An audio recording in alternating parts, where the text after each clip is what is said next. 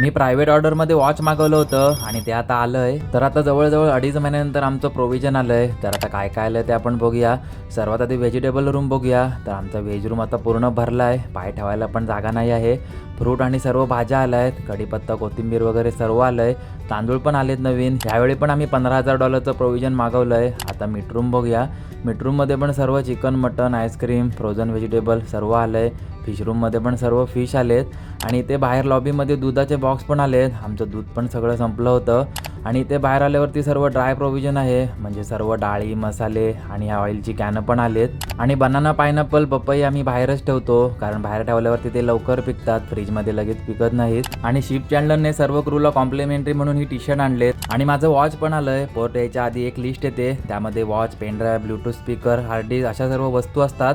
आपल्याला काय हवं ते आपण मागवू शकतो आणि त्याचे पैसे आपल्या सॅलरीमधून कट होतात.